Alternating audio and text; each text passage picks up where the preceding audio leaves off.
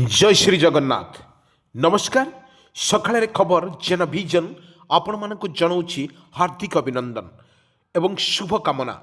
आज आसतु देखा किसी गुरुत्वपूर्ण घटना किसी दुर्घटना पर नजर पकेबा पूर्वर ओडिशा रे वर्तमान पाणीपागर कौन रही खबर एवं परे वर्तमान ओडिशा रे वर्तमान रही कुहुड़ी रही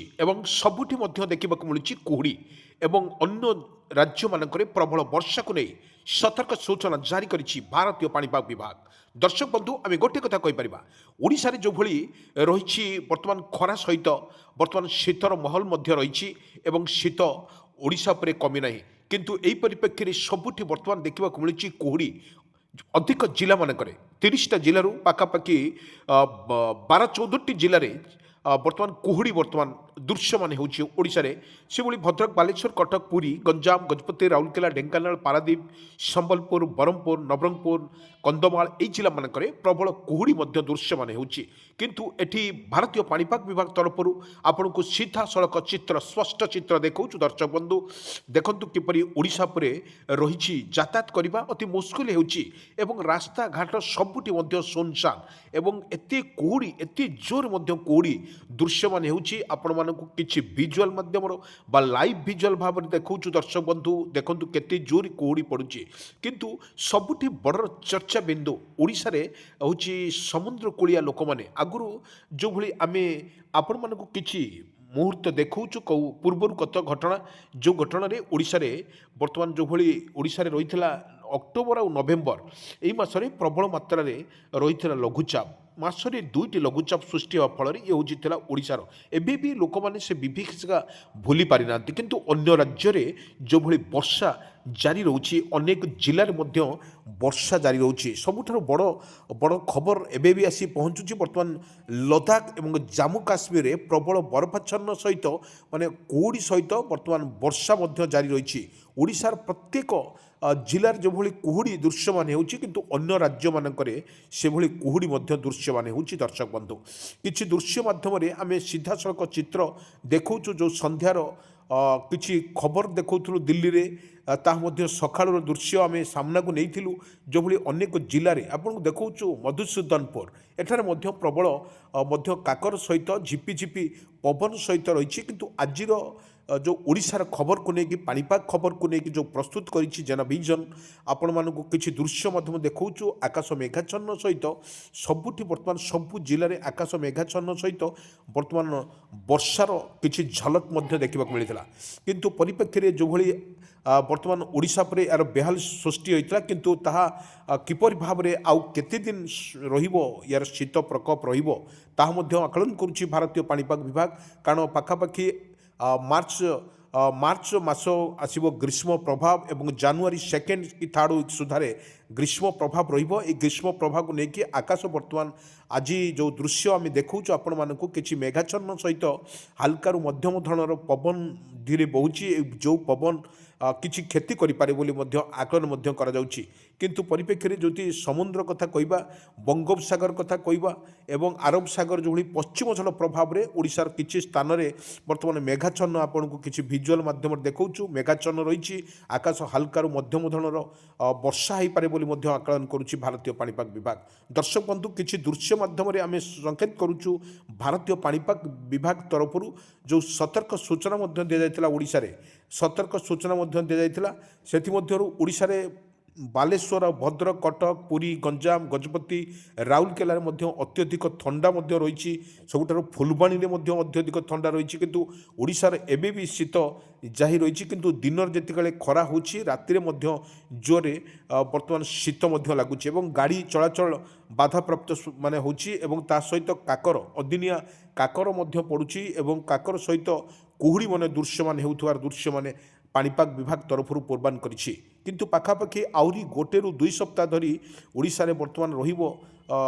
କାକର ରହିବ ବୋଲି ମଧ୍ୟ ଆକଳନ କରୁଛି ଭାରତୀୟ ପାଣିପାଗ ବିଭାଗ। ଭାରତୀୟ ପାଣିପାଗ ବିଭାଗ ତରଫରୁ ଯେଉଁ ପୂର୍ବାନ କରିଛି ଓଡ଼ିଶାରେ କେତେକ ସ୍ଥାନ ଭଦ୍ରକ କଥା କହିବା, ବାଲେଶ୍ୱର, ପୁରୀ, ଗଞ୍ଜାମ, ଗଜପତି, ରାଉରକେଲା, ଢେଙ୍କାନାଳ, ପାରାଦୀପ, ସମ୍ବଲପୁର, ବରହମପୁର, ନବରଙ୍ଗପୁର ଏହି ଜିଲ୍ଲାମାନଙ୍କରେ ହାଲକାରୁ ମଧ୍ୟମ ଧରଣର ବର୍ଷା ହେବ ବୋଲି ମଧ୍ୟ ଆକଳନ କରୁଛି ଭାରତୀୟ ପାଣିପାଗ ବିଭାଗ। ସେଥିମଧ୍ୟରୁ ଦେଖିବାକୁ ଗଲେ ଓଡ଼ିଶାର ଯଦି ବର୍ଷାର ପରିମାଣ ଏତେ ନାହିଁ, କିନ୍ତୁ ଶୀତର ପ୍ରକୋପ ଧୀରେ ଧୀରେ କମିଲା ବେଳେ ଗରମ ମଧ୍ୟ ଅନୁଭୂତ ହେଉଛି। ଦର୍ଶକ ବନ୍ଧୁ, କିଛି ଦୃଶ୍ୟ ମାଧ୍ୟମରେ ଦେଖାଉଛୁ ଯେପରି ଜାମ୍ମୁ କାଶ୍ମୀରରେ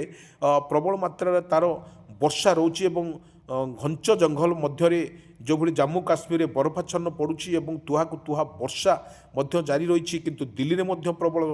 ଦେଖିବାକୁ ମିଳୁଛି। ପ୍ରବଳ ବର୍ଷାକୁ ନେଇକି ବର୍ତ୍ତମାନ ଓଡ଼ିଶା ୟାର କ'ଣ ରହିବ ସ୍ଥିତି ବର୍ତ୍ତମାନ ଆକଳନ କରୁଛି ଭାରତୀୟ ପାଣିପାଗ ବିଭାଗ। କିନ୍ତୁ ଏଠି ସବୁଠି ବଡ଼ କଥା ହେଉଛି ଯେଉଁ ଦୃଶ୍ୟମାନ ହେଉଛି ଓଡ଼ିଶାରେ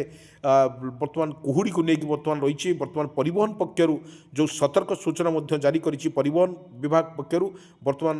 ପ୍ରତ୍ୟେକ ଜିଲ୍ଲାପାଳଙ୍କୁ ମଧ୍ୟ କୁହାଯାଇଛି ଯେଉଁ କୁହୁଡ଼ି ଯାନବାହନ କରିଥିବା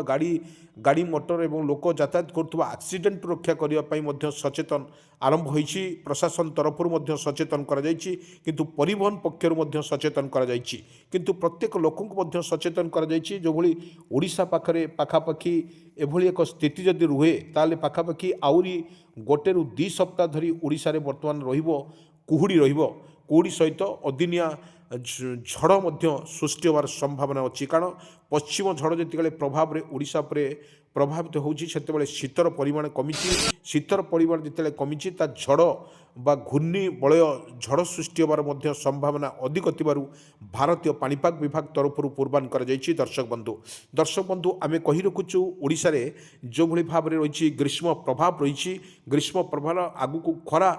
ଋତୁ ଆସୁଥିବାରୁ ଖରାରୁ କିପରି ଭାବରେ ଲୋକମାନଙ୍କୁ ସଚେତନ କରାଯିବ ସେଥିମଧ୍ୟରୁ ପ୍ରସ୍ତୁତ ରହିଛି। କିନ୍ତୁ ସବୁଠି ବର୍ତ୍ତମାନ ଦେଖିବାକୁ ମିଳୁଛି ଯେଉଁଭଳି ଲଘୁଚାପ ଜନିତ ବର୍ଷା ଯେତେବେଳେ ଓଡ଼ିଶା ଉପରେ ଯେଉଁ ପ୍ରଭାବ ଥିଲା, କିନ୍ତୁ ଅନ୍ୟ ଜିଲ୍ଲାମାନେ ସମୁଦ୍ର ଉଚ୍ଛୁଳନ ହୋଇ ମଧ୍ୟ ଥିଲା। ଆଉ ମଧ୍ୟ 1-2 ମାସ ପୂର୍ବରୁ ଏ ଘଟଣା ଥିଲା ଯେଉଁଠି ଲୋକମାନେ ଏବେ ବି ସେ ମନେ ପକାଉଛନ୍ତି ସେ କାହାଣୀ କିପରି ଥିଲା ଓଡ଼ିଶାରେ। କିନ୍ତୁ ଏଭଳି ଏକ ପରିସ୍ଥିତିରେ ବର୍ତ୍ତମାନ ଆପଣଙ୍କୁ କିଛି ଭିଜୁଆଲ ମାଧ୍ୟମରେ ସ୍ପଷ୍ଟ କରୁଛୁ। ଦର୍ଶକ ବନ୍ଧୁ ଆପଣ ଦେଖନ୍ତୁ କିପରି ରହିଛି ଆଜିର ଦୃଶ୍ୟ। ଆଜି ସକାଳର ଯେଉଁଭଳି ଦୃଶ୍ୟ ରହିଛି, ଆଜି ମଧ୍ୟ 3 ତାରିଖ। ଏହି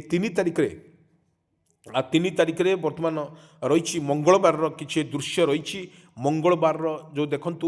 ହାଲକା ପବନ ବହୁଛି, এই ପବନର ବର୍ତ୍ତମାନ এই ପବନ ହେଉଛି କ୍ଷତି କରୁଛି ମଣିଷଙ୍କୁ। ଜ୍ୱର, କାଶ, ଥଣ୍ଡାର ମଧ୍ୟ ହେବାର ମଧ୍ୟ ଅଧିକ ଥିବାରୁ ମଧ୍ୟ ସ୍ପଷ୍ଟ ହେଉଛି। କିନ୍ତୁ ବଡ଼ କଥା ହେଉଛି ଆକାଶ ମେଘାଚ୍ଛନ୍ନ ରହିଛି। ସବୁଠି ମଧ୍ୟ ଦେଖିବାକୁ ମିଳୁଛି, ସବୁ ପାଖାପାଖି ଭାରତୀୟ ପାଣିପାଗ ବିଭାଗ ତରଫରୁ ଯେଉଁଭଳି ଅନ୍ୟ ରାଜ୍ୟମାନଙ୍କରେ ଯେଉଁ ମେଘାଚ୍ଛନ୍ନ ରହିବା ସହିତ ବର୍ଷା ପାଖାପାଖି 9ଟି ରାଜ୍ୟକୁ ପ୍ରବଳ ବର୍ଷା ମଧ୍ୟ ସତର୍କ ସୂଚନା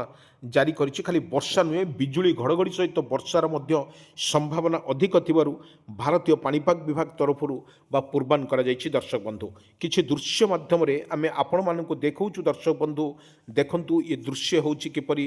ତୁହାକୁ ତୁହା ବର୍ଷା ସହିତ ବିଜୁଳି ଘଡ଼ଘଡ଼ି ସହିତ ବର୍ଷା ମଧ୍ୟ ଲାଗି ରହିଛି। କେତୋଟି ନା 9ଟି ରାଜ୍ୟରେ ପ୍ରବଳ ବର୍ଷା ହେବ ବୋଲି ମଧ୍ୟ ମାନେ ପାଣିପାଗ ବିଭାଗ ପୂର୍ବାନ କରିଛି ବା ପୂର୍ବ ଆଞ୍ଚଳିକ ପାଣିପାଗ ବିଭାଗ କହିବା ଯେ ଆପଣଙ୍କୁ ଦେଖନ୍ତୁ କିଛି ଜିଲ୍ଲାରେ ଦିଲ୍ଲୀ, ବମ୍ବେ, ଗୁଜରାଟ, ମହାରାଷ୍ଟ୍ର, ତାମିଲନାଡୁ, ସିକିମ ବର୍ତ୍ତମାନ ଏହି ସ୍ଥାନମାନଙ୍କରେ ବର୍ତ୍ତମାନ ରହିଛି ରାଜ୍ୟରେ ପ୍ରବଳ ବର୍ଷା ଏବଂ ବିଜୁଳି ଘଡ଼ଘଡ଼ି ସହିତ ବର୍ଷାର ମଧ୍ୟ ସମ୍ଭାବନା ଥିବାରୁ ଭାରତୀୟ ପାଣିପାଗ ବିଭାଗ ବା ପୂର୍ବାନ କରିଛି ପାଖାପାଖି ଆହୁରି 48 ଘଣ୍ଟା ବର୍ତ୍ତମାନ ଅନ୍ୟ ରାଜ୍ୟରେ ବର୍ଷାର ମାଡ଼ ହୋଇପାରେ ବୋଲି ମଧ୍ୟ ଆକଳନ କରୁଛି ଭାରତୀୟ ପାଣିପାଗ ବିଭାଗ। କିନ୍ତୁ ଭାରତୀୟ ପାଣିପାଗ ବିଭାଗ ତରଫରୁ ଯେଉଁ ପୂର୍ବାନ କରାଯାଇଛି ଓଡ଼ିଶାରେ ପାଖାପାଖି ଯେଉଁଭଳି ରହିଛି ଆଗର ଗ୍ରୀଷ୍ମ ପ୍ରଭାବ ରହିଛି, ଗ୍ରୀଷ୍ମ ପ୍ରଭାବରେ ଲୋକମାନଙ୍କୁ କିପରି ଥଇଥାନ କରାଯିବ ଏବଂ ଲୋକମାନଙ୍କୁ କିପରି ସଚେତନ କରାଯିବ ଏବଂ ସବୁ ଜିଲ୍ଲାପାଳଙ୍କୁ ମଧ୍ୟ ଚିଠି କରାଯାଇଛି। କିନ୍ତୁ ଏଭଳି ଭାବରେ ଲୋକମାନେ କିପରି ଅଂଶୁଘାତରୁ ରକ୍ଷା କରିପାରିବେ ସେଥିପାଇଁ ସବୁ ଜୋରଦାର ପ୍ରସ୍ତୁତ ମଧ୍ୟ ରହିଛି ଏବଂ ଛକ ଜାଗାରେ ମଧ୍ୟ ଜିଲ୍ଲା ପ୍ରଶାସନ ତରଫରୁ ବା ବ୍ଲକ ପ୍ରଶାସନ ତରଫରୁ ପ୍ରତି ଛକରେ ବର୍ତ୍ତମାନ ପାଣିର ବ୍ୟବସ୍ଥା କରିବେ ସରକାର ଏବଂ ଲୋକମାନେ କିପରି ଭାବରେ ଗ୍ରୀଷ୍ମ ପ୍ରଭାବ ଏବଂ ଅଂଶୁଘାତରୁ ରକ୍ଷା କରାଯାଇପାରିବ ସେଥିପାଇଁ ପ୍ରସ୍ତୁତ ରହିଛି। କିନ୍ତୁ କାଳବୈଶାଖୀ ବର୍ଷାର ମଧ୍ୟ ସମ୍ଭାବନା ଅଧିକ ଥିବାରୁ ବର୍ତ୍ତମାନ ସଚେତନ